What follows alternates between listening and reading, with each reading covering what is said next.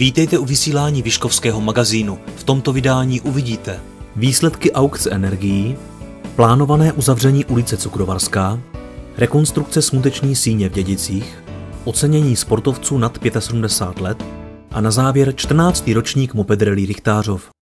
Snad každý se snaží ušetřit nějaké peníze na dodávkách energie do svého domu či bytu. Nedávno se domácnosti z Vyškova měly možnost přihlásit do elektronické aukce, kterou podpořilo město Vyškov a uspořádala agentura eCentre. Registrace domácností do této aukce probíhala do počátku června a tak byly automaticky zařazeny do červencové aukce. Nicméně se její organizátoři rozhodli Vyškováky zařadit již do červnové aukce a to jim vyneslo dřívější podpis smluv a především výrazné úspory. Já jsem velmi rád, že můžu konstatovat, že se naplnily naše představy a předpoklady.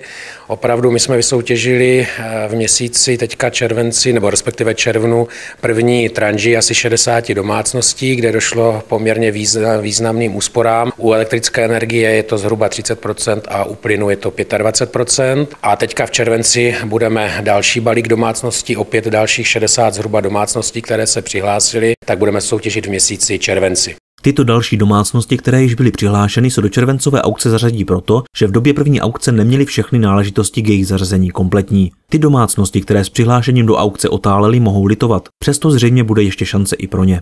Litovat toho mohou, že se nepřihlásili, nicméně já jsem přesvědčen, že na radě se domluvíme a dáme dalším domácnostem příležitost někdy na podzim nebo po prázdninách se přihlásit, protože uvažujeme o tom, že firmě eCentre, která tuto aukci organizovala nebo tyto aukce organizovala, dáme další možnost a uvažujeme i o tom, že bychom tuto aukci nebo tuto příležitost rozšířili i na firmy. Město Vyškov má s aukcemi na dodavatele energií pozitivní zkušenosti a proto se rozhodlo je zprostředkovat i občanům. Většina organizací patřících městu již výrazně po těchto aukcích ušetřila a město hodlá v tomto směru pokračovat. Máme vysoutěženo, co jsme vysoutěžit mohli. Samozřejmě máme příspěvkové organizace, které nemáme vysoutěžené, ale to je dáno zejména tím, že jsou tam dlouhodobé smlouvy, které nešlo vypovědět. Nicméně v momentě, kdy se tyto smlouvy ukončí, tak samozřejmě určitě budeme uvažovat o tom, že budeme soutěžit také.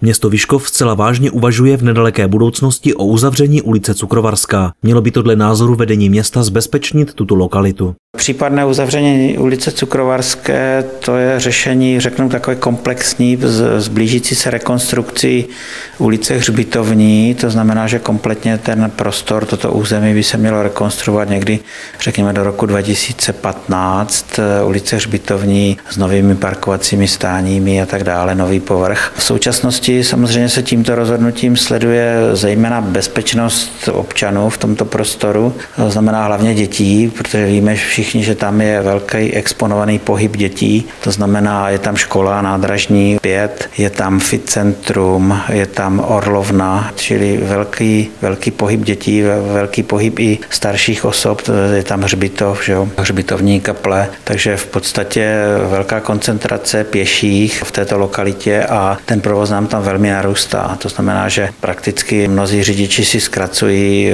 jízdu směrem do města a suplují nám vlastně průtah, který je k tomuto určený. Máme dynamicky řízené křižovatky a vlastně to gros té dopravy by mělo být právě na průtahu. Takže hlavně z důvodu bezpečnosti občanů se uvažuje o tom, že by se v této lokalitě omezil provoz aut. Říkáte vlastně omezení dopravy v této lokalitě. Jaké by to omezení mělo být? Tak omezení se uvažuje u zavření ulice Cukrovarské, to znamená, že by byl vjezd zachován tak, jak je, do ulice Hřbitovní, to je v obou směrech, pokračování směrem k policii České republiky k budově a uzavření ulice Cukrovarské, to znamená vjezd na parkoviště stávající Orelské, plus samozřejmě ta lokalita si vyžaduje další parkoviště v oblasti toho Orelského parkoviště, takže rozšíření parkovacích ploch a úprava i ulice směrem Hřbitovní, směrem teda k budově policie, to znamená podél Hřbitova vlastně, takže i tam taky vzniknou nějaká parkovací stání nová, takže ten vjezd nebo ten pohyb těch aut bude možný vjet na ulici Hřbitovní tam i zpět, to znamená otočit se na kruháči, může vyjet i na druhou stranu, takže občané, kteří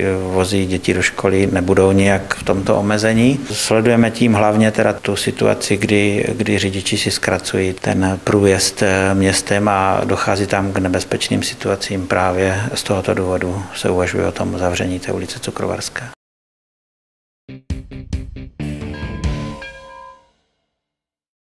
Smuteční obřadní síň ve Vyškově Dědicích projde od 19. července letošního roku několikatýdenní rozsáhlou rekonstrukcí. Její součástí bude nejen úprava stávajících venkovních ploch, ale zejména úpravy ve vlastním objektu. V rámci úprav venkovních ploch se mimo jiné plánuje provedení nového oplocení, zrušení nefunkčního vodního prvku, přemístění nevhodně umístěného kontejnerového stání, úprava stávající zeleně či provedení pergoly mezi smuteční obřadní síní a hřbitovem. Ve vlastním objektu smuteční síně dojde v rámci rekonstrukce k úpravě výstavní místnosti zemřelého se zasklením a k úpravě dispozice a vytvoření zázemí pro pozůstalé.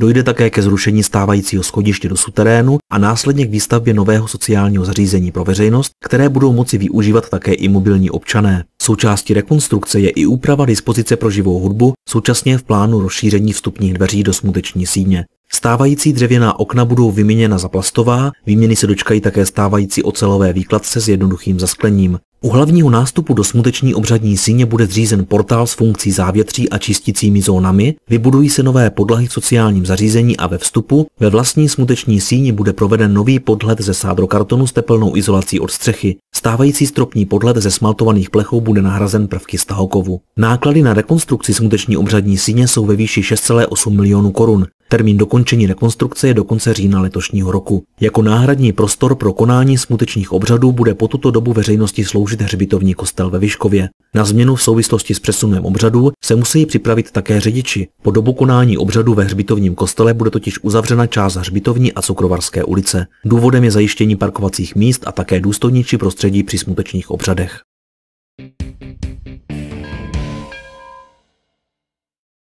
Vedení města v zasedací místnosti zastupitelstva ocenilo zasloužilé sportovce města Vyškova nad 75 let. Toto slavnostní ocenění se konalo letos poprvé. Cílem akce bylo zejména vzájemné setkání a poděkování těm, kteří se sportu celý život věnovali a stále věnují. Byl to návrh ze sportovní komise, kdy vlastně, když děláme anketu sportovců nejlepších vždycky každoroční, tak tam se vejde na čestné ocenění vždycky jeden nějaký zasloužilý sportovec, který tam dostane ocenění. Nicméně jich tady ve Vyškově samozřejmě celá řada, kteří dosáhli věku, řekněme 70 roků a více. A tak jsme se dohodli, že by bylo hezké těmto lidem poděkovat. A to byla vlastně ta myšlenka, proč jsme je pozvali na radnici. Jsou to jak bývalí sportovci, tak funkcionáři, nebo ti, kteří se zasloužili prostě o to, aby ten sport tady ve Vyškově žil. Ocenění sportovci si toto gesto radnice velmi považovali a proto jich byla přítomna naprostá většina pozvaných. Já jsem byl překvapen, že prakticky všichni dorazili a byli velmi rádi a nakonec se tam ještě diskutovalo a byli rádi, že se setkali a já jsem z toho měl velmi dobrý dojem. Každopádně v podstatě je to ojedinělá akce, nebo uvažujete prostě o každoročním udělování? Já si myslím, že se to patří k tomu, že město si váží těchto lidí, kteří vlastně prakticky na bázi dobrovolnosti pracují pro mládež, pro sport nebo pro různé aktivity ve městě a že by se na tyto lidi nemělo zapomínat.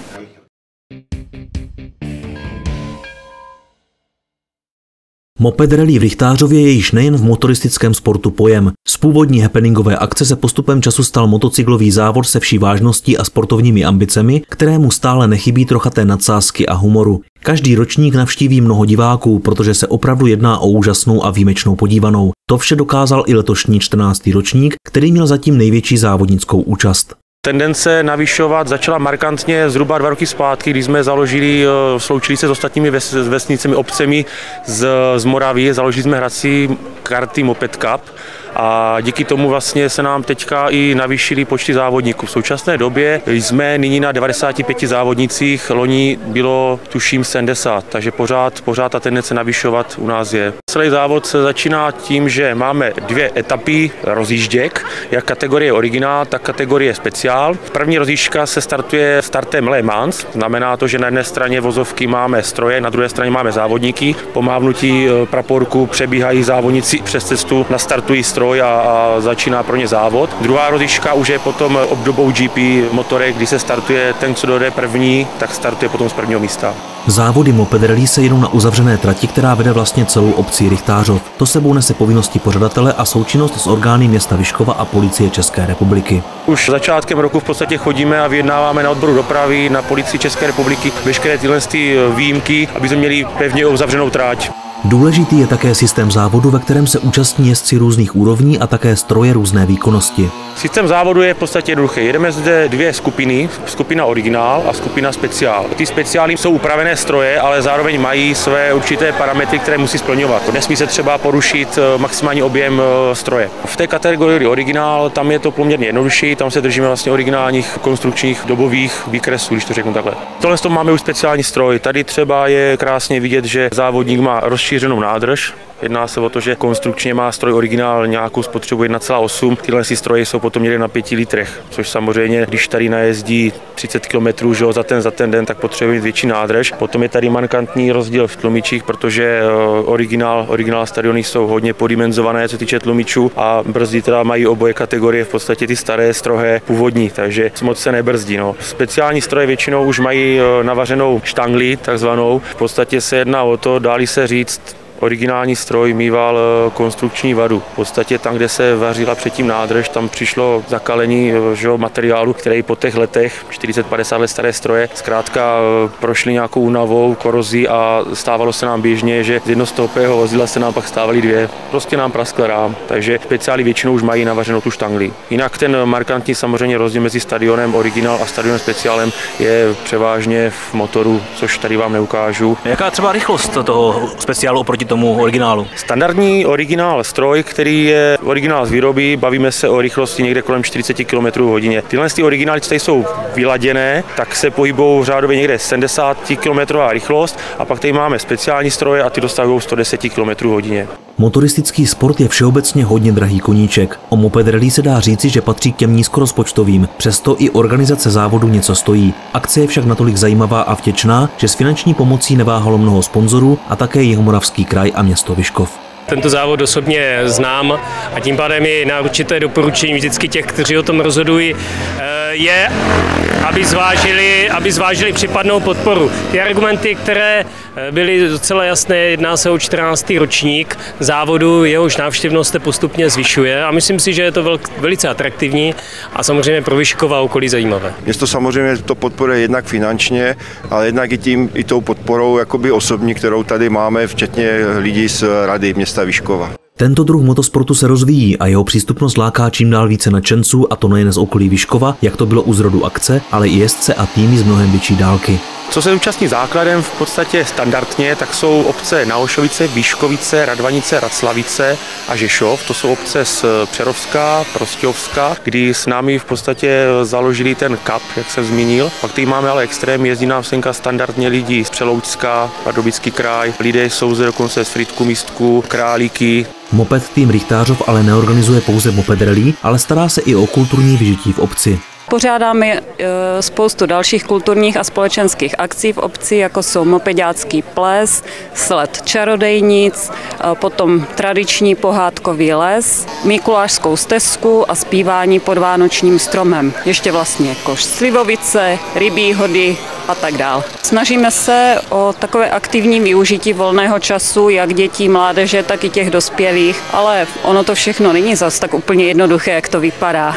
Ty lidi tady pracují opravdu poctivě na tom motoristickém sportu, dokáží z těch malých mopedů udělat obrovské mašiny, které lítají neskutečnou rychlostí, a je to i o tom adrenalinu se podívat, že někdo takhle dovede jezdit tady v Richtářově po úzkých ulicích. Výsledky závodu můžete najít na stránkách mtrichtarov.cz. Z vlastní zkušenosti musíme říci, že se jedná o velmi zdařilou akci a příští 15. ročník si určitě nenecháme ujít.